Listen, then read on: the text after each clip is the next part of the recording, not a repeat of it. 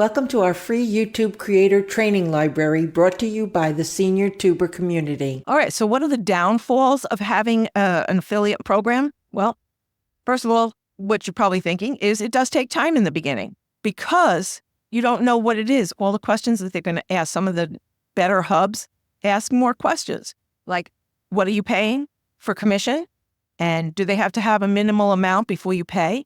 And you have to get their information on how they pay. You want to give them a lot of information like how many people do you want in that marketing tier? So if you want somebody else to turn them over to the same company, will you both get paid on the same sale?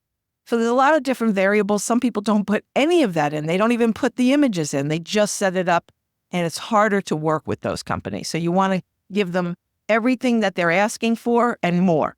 And so that's where the time comes in. But once you do, it's only like a set and forget. You check it maybe once every 6 months or every year to make sure there's nothing updated, like new images, new colors, new branding information. You'll want to check on that. Also, the management needs, because you're going to attract the sales. So you're going to have a dashboard. And so you'll also be handling disputes, which might not be a lot, but what a dispute might look like is, hey, I know for sure I had these 3 sales and I didn't get any notification about them. And you might have to check on that. It's not a major thing, but you want to make sure you have the manpower to handle it if it comes in, and the commissions as well. So if your bookkeeping needs to be taken care of by you or somebody else, make sure that you're prepared for that and make sure your people have access to the dashboards. Also, quality control. This happens a lot. With the really good companies are going to give you good instructions. No using our name in a URL.